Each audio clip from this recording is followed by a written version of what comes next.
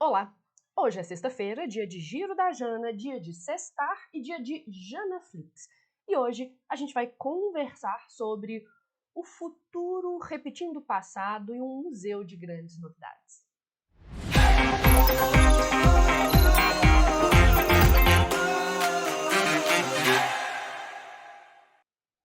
Bom, sexta-feira significa que eu tenho indicações de notícias e de filmes para vocês. Pode ser que role alguma piadinha ou não. E também sexta-feira é o dia que eu gosto de anunciar o que a gente vai ter na semana seguinte. Então, segunda-feira que vem, dia 3 de abril, nós temos um encontro marcado às 19 horas e 7 minutos aqui no YouTube. Eu vou fazer uma live especial sobre competência 3, como tirar 200 na argumentação e, principalmente, projeto de texto estratégico. Para não perder a live e poder mandar as suas dúvidas, sugestões e comentários, você vai aqui embaixo se inscrever no canal e ativar as notificações. Você vai ativar as notificações para ser lembrado, receber um lembrete na hora da live e você vai se inscrever no canal porque apenas os inscritos poderão fazer perguntas, ok? Bom, então voltando à programação normal, hoje é sexta-feira, dia 31 de março de 2023, e eu andei pegando as principais notícias que rolaram nesta última semana. Eu vou começar falando de uma notícia que é o Elon Musk, que é o cara lá, né, entre outros, dono do Twitter, entre outros empreendimentos, um bilionário, ele e outros membros da aristocracia tecnológica do mundo se juntaram e escreveram uma carta aberta pedindo para, por agora, se parar o desenvolvimento de inteligência artificial até que se discuta de verdade os limites éticos, de segurança, morais, jurídicos, entre outras coisas. Bom, eu bati aqui no microfone para ver se o áudio tá bom para vocês. Peraí, quer ver?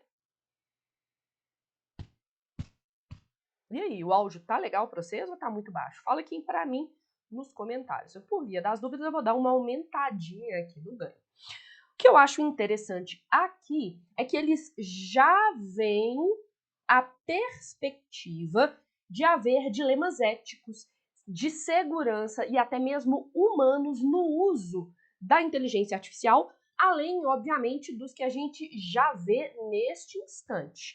Sem dúvida, tem um repertório sociocultural clássico deste canal que tem tudo a ver com essa discussão sobre o futuro, que é o princípio responsabilidade, do Hans Jonas. Porque o subtítulo desse livro é Uma Ética para a Sociedade Tecnológica. Então, eles estão ali analisando os limites éticos, por exemplo, dentro da perspectiva do Hans Jonas, para o desenvolvimento da tecnologia da inteligência artificial, né? A carta pede uma pausa no desenvolvimento avançado dessa inteligência artificial até que protocolos de segurança sejam desenvolvidos, implementados e auditados e testados, tá? Entre outras coisas, esse assunto veio à tona na comunidade mundial por causa dessa imagem, obviamente uma imagem fake, por inteligência artificial. Algumas pessoas geraram imagens de um papa muito estiloso. Observe que ele está usando um casaco meio de rapper, né? Esse conjunto de imagens, ele até usava um tênis, parará, parará. Isso daqui é, obviamente, uma imagem falsa. O Santo Papa não apenas não usa esse tipo de casaco e tênis de streetwear, mas ele anda doente ao longo das 2 últimas semanas, né? E aí, a gente teve uma série de tweets sobre isso, né? Geral caiu na história do Papa usando roupas mais esportivas. Então a imagem foi criada por inteligência artificial. Agora imagina a mesma técnica sendo utilizada para manipulação política. Vai ser o paraíso das fake news. E aí eu fico imaginando, eventualmente, disso aparecer num vestibular com a temática de perspectivas,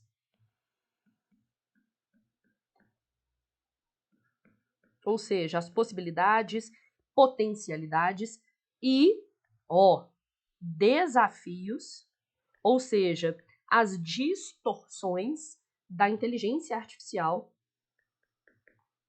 na contemporaneidade. Mas você lembra que quando eu comecei esse vídeo eu citei um trecho de uma música do Cazuza? Eu vejo o futuro repetir o passado, eu vejo um museu de grandes novidades. Essa música, O Tempo Não Para, me lembra este tweet aqui. Não, mas com a inteligência artificial vai ser possível criar imagens falsas e modificar a história. Tipo quando Stalin mandou remover o Avel Enukidze da foto abaixo, pois o último tinha deixado de existir.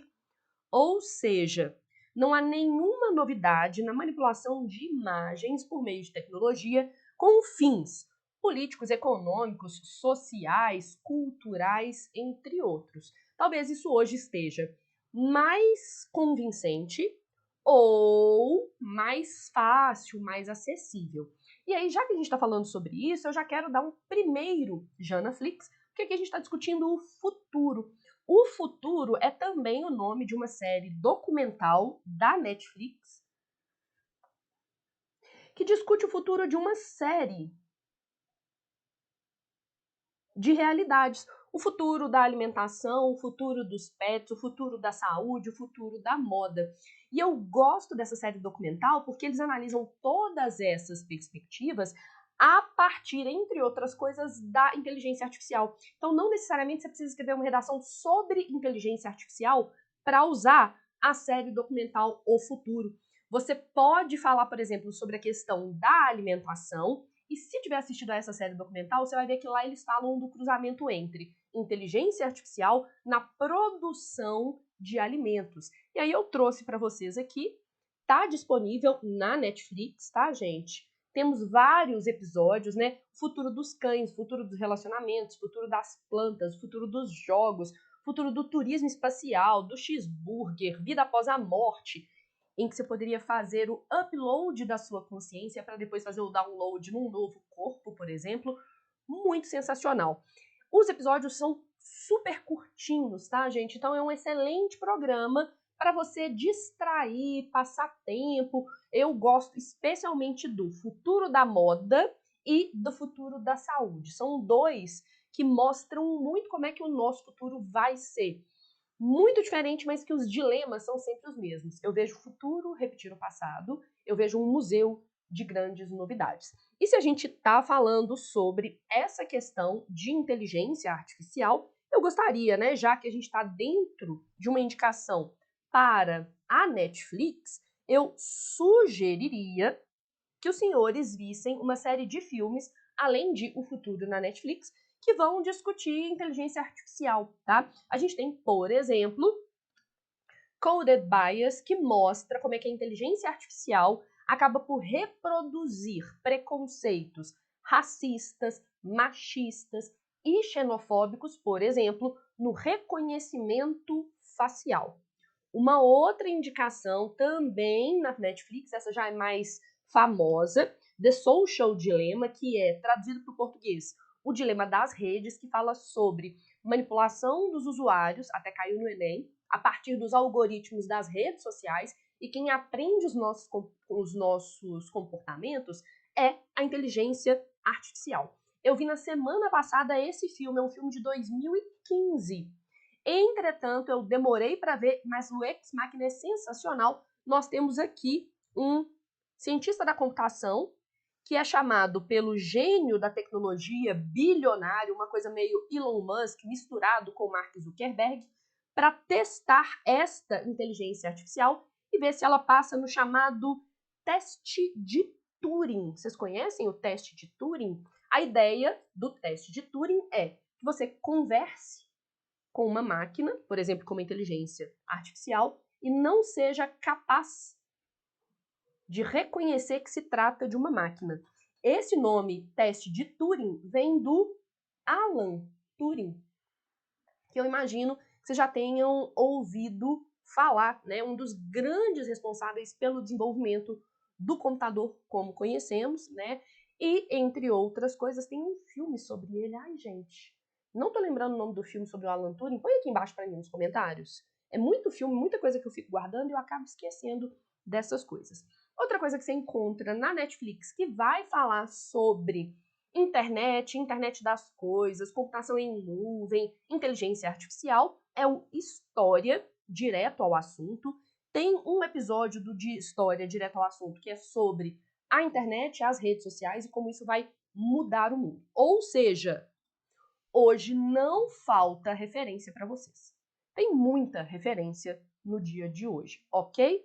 Aí agora a gente pode voltar para as nossas notícias, porque hoje é dia 31 de março de 2023 e eu comecei o dia de hoje, obviamente, lendo sobre a efeméride, o acontecimento famoso do dia de hoje.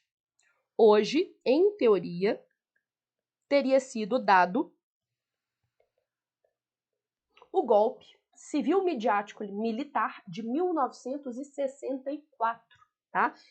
E eu gosto muito do produtor cultural Afonso Borges, eu sigo no Twitter, entre outros canais, e aí eu acho muito interessante porque ele retweetou um texto da Ruth de Aquino, que é uma articulista de que eu gosto muito, e ela escreveu sobre a festa popular da ditadura. Infelizmente, há pessoas que no Brasil contemporâneo comemoram o golpe civil midiático militar de 1964, o que é, no mínimo, um absurdo. E aí eu vou indicar aquilo que eu indico toda vez que eu falo sobre esse acontecimento, né? A gente tem um filme, documentário brasileiro maravilhoso que se chama O Dia que Durou 21 Anos, que fala sobre o golpe de 64 e os 21 anos depois que a gente levou para voltar ao processo de democratização. Então, um documentário brasileiro sobre o regime militar, sobre o golpe de 64 e o regime militar que se desdobrou a partir daí. Não vou ficar lá falando muito desse assunto, não. Vocês sabem minha posição, quero saber a posição de vocês, deixem nos comentários aqui embaixo, eu quero seguir adiante porque eu não quero viver de passado, eu quero pensar no futuro, e o futuro do Brasil está na educação. É por isso que eu selecionei esta notícia aqui. 2 em cada 5 estudantes no Brasil precisam de apoio psicológico, relata a pesquisa. O levantamento investigou impactos na saúde mental de alunos em retorno de aulas presenciais.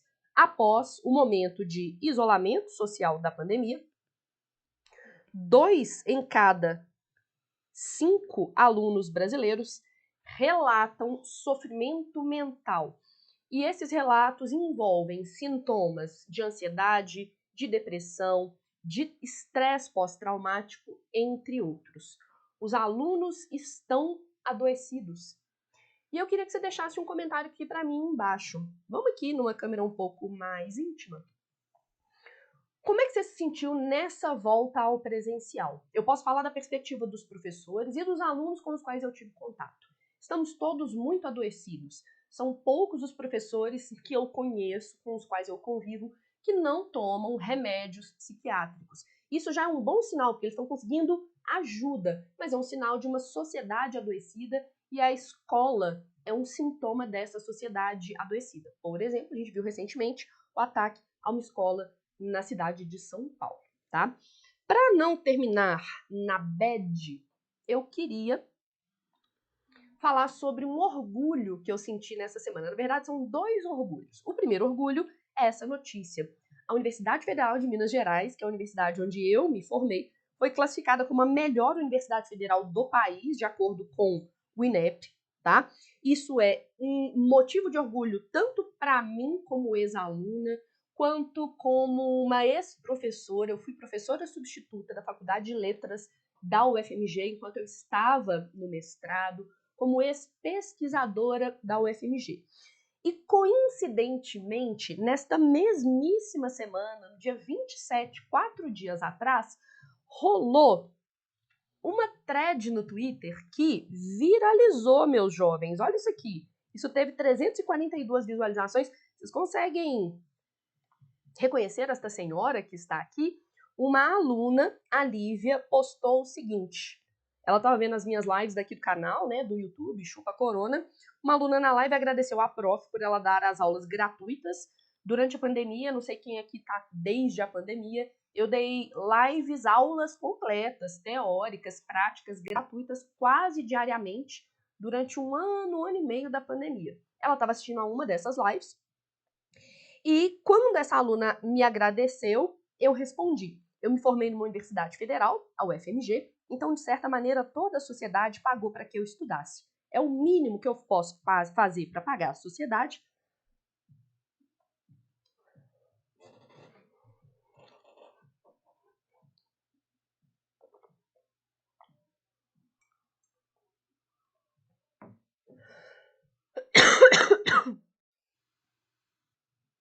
Ai, eu tossi no microfone. Desculpa. Eu fiquei emocionada e tossi. Desculpa, gente. Voltamos. É o mínimo que eu posso fazer para pagar a sociedade pelo privilégio de ter estudado numa federal. E aí, eu agradeci a ela e a todo mundo que comentou nessa live, que acabou viralizando no Twitter via fio, né? É uma delícia receber todo o carinho dessa thread. Confirmo cada uma das palavras. Sou filha do FMG, cheguei aonde cheguei pelas oportunidades geradas lá. O mínimo que eu posso fazer é disponibilizar conteúdo gratuito e de qualidade na internet. E é assim que eu encerro hoje, um pouco engasgada, um pouco emocionada, a nossa contribuição gratuita e de qualidade. Que cada vez mais pessoas parecidas com a Jana de 2002, que foi quando eu entrei na universidade, entrem na universidade. A Universidade Federal de Minas Gerais foi a universidade que me fez crescer como pessoa, profissional, cidadã, entre outros. E enquanto eu tiver forças, eu vou disponibilizar conteúdo gratuito e de qualidade na internet. E aí? E se o tema do Enem desse ano, ou da FUVEST, ou da Unicamp, for a democratização promovida pela inclusão digital na sociedade brasileira contemporânea? Você me citaria como exemplo? Será que eu seria um repertório sociocultural? Deixa aqui embaixo o seu comentário. Um beijo.